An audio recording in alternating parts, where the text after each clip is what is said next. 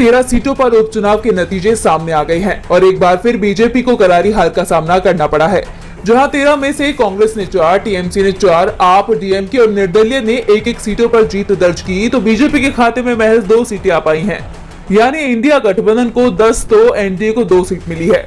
उपचुनाव में सबसे ज्यादा फायदा टीएमसी को हुआ है, उसे 3 सीटें ज्यादा मिली है, तो कांग्रेस को 2 सीटों का फायदा हुआ है, जबकि बीजेपी को सबसे ज्यादा 2 सीटों का नुकसान हुआ है। जेडीयू और बीएसपी को भी एक सीट का नुकसान हुआ है। जिन राज्यों में उपचुनाव हुआ उसमें पश्चिम बंगाल की सबसे ज्यादा 4 सीटें थी और चारों पर टीएमसी को जीत मिली है। रायगंज सीट पर कृष्ण कल्याणी, रानाघाट सीट पर मुकुटमणि अधिकारी, बगदा सीट पर मधुपर्णा ठाकुर और मानिकटोला सीट पर सुप्ति पांडे को जीत मिली है।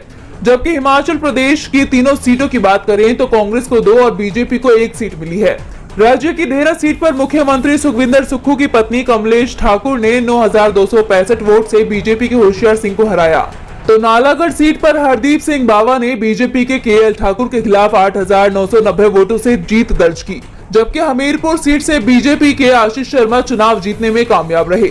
वहीं उत्तराखंड की दोनों सीटें भी कांग्रेस के कब्जे में गई हैं। मैंगलोर सीट पर कांग्रेस के काजी मोहम्मद निजामुद्दीन और बद्रीनाथ सीट पर भी लखपत सिंह बुटोला ने बीजेपी उम्मीदवार को बड़े अंतर से हरा दिया। वहीं बिहार की रुपोली सीट पर निर्दलीय प्रत्याशी शंकर सिंह ने जेडीयू के कलाधार प्रसाद मंडल को 8,211 वोटों के अंतर से हराकर जीत हासिल की है। पंजाब की जालंधर पश्चिम सीट पर आम आदमी पार्टी के मोहिंदर भगत जीतने में कामयाब रहे। मध्य प्रदेश की अमरवाड़ा सीट पर बीजेपी के कमलेश प्रताप शाह और तमिलनाडु के विक्रवांडी सीट पर डीएमके के अन्यूर शिव ने जीत हासिल की। चुनाव के नतीजों ने बीजेपी की चिंता को बढ़ा दिया है, तो इंडिया गठबंधन का जोश आसमान पर है। उपचुनावों के नतीजे के बाद कांग्रेस नेता पवन खेड़ा ने प्रेस कॉन्फ्रेंस कर बीजेपी को घेरा है। पवन खेड़ा ने कहा कि लोकसभा चुनाव में जनता का संदेश बहुत स्पष्ट था, लेकिन लोगों ने देखा कि सरकार में अभी भी वही घमंड और ऐंठन थी। इसलिए देश की जनता ने महीने भर में दूसरी बार बीजेपी को संदेश दिया है। हम उत्तराखंड की दोनों सीट पर जीते हैं और हिमाचल प्रदेश की भी 2 सीटों पर जीत हासिल की है। बीजेपी को 13 सीटों में सिर्फ 2 सीटें मिली है।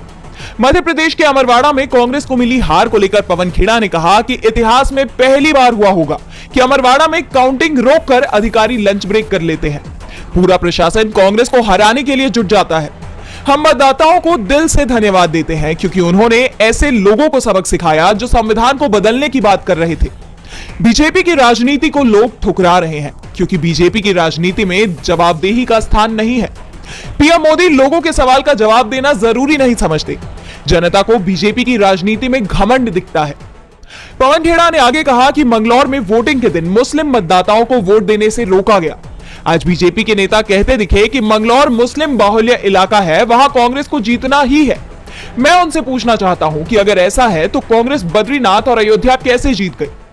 बीजेपी सिर्फ लोगों को आपस में लड़ाकर राजनीति कर रही है, इसलिए जनता उनको करारा जवाब दे रही है।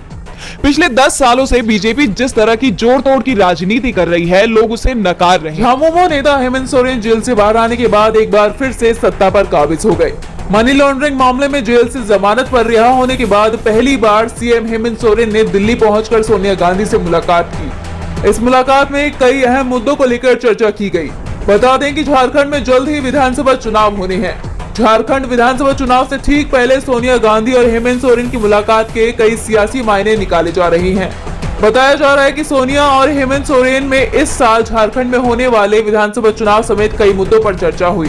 विपक्षी गठबंधन इंडिया विधानसभा चुनाव झारखंड मुक्ति मोर्चा यानी झामुमो के नेता और सीएम हेमंत सोरेन के चेहरे पर लड़ेगा।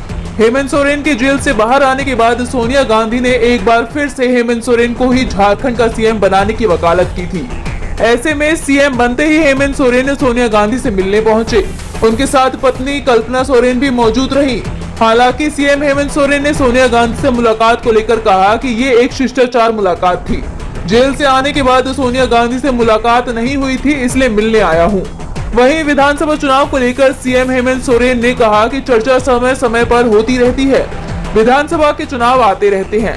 तो वहीं हेमंत सोरेन और उनकी पत्नी कल्पना सोरेन ने दिल्ली में सीएम अरविंद केजरीवाल की पत्नी सुनीता केजरीवाल से उनके आवास पर मुलाकात की।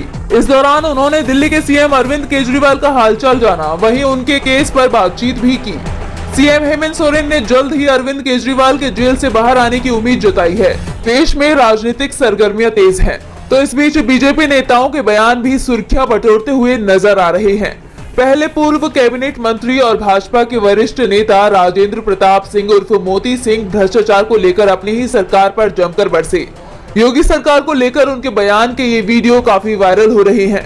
सपा प्रमुख अखिलेश यादव ने ये वीडियो शेयर करते हुए सरकार पर करारा हमला बोला है। हमें कहने में संतोष भी नहीं, मेरे 42 वर्ष के राजनीतिक जीवन में तहसील और थाने का ऐसा भ्रष्टाचार न सोच सकते थे, न देख सकते थे, तो अकल्पनीय है। भाजपा राज में तहसील और थाने के अभूतपूर्व रिकॉर्ड तोड़ भ्रष्टाचार पर भाजपा के लोग ही जब प्रमाण पत्र बांट रहे हैं, तो क्या इस अकल्पनीय भाजपाई भ्रष्टाचार पर कार्रवाई करने के लिए और कुछ सबूत चाहिए? अब देखते हैं बुलडोजर किस और मुड़ता है। इस बयान पर सियासत थमी नहीं थी कि मध्य प्रदेश में मोहन यादव की सरकार पर भी सवाल खड़े हो गए। यहाँ भी बीजेपी के ही वरिष्ठ नेता व राज्यसभा सांसद रह चुके रघुनंदन शर्मा के बयान ने हलचल मचा दी है। रघुनंदन ने कहा कि आपने एक छोटी सी झील की सफाई का अभियान शुरू किया है। आपको सरकार और प्रशासन में एक बड़ा सफाई अभियान चलाना होगा, क्योंकि वहाँ बहुत गंदगी है। वो गंदगी दिखाई नहीं देती क्योंकि वो शरीर के नीचे छिपी होती है। मुझे विश्वास है आप अपनी अपार ऊर्जा तथा दृढ़ इच्छा शक्ति की वजह से इसे साफ करने में सक्षम हैं। बता दें कि जल्द ही अगले दौर के उपचुनावों की घोषणा होने वाली है, जिनमें उत्तर प्रदेश की 10 सीटें भी शामिल हैं। ऐसे में बीजेपी सरकार पर उठते सवाल बेहद चिंताजनक नजर आ रहे हैं। इनका असर उपचुनावों के नतीजों पर भी दिखाई दे सकता है।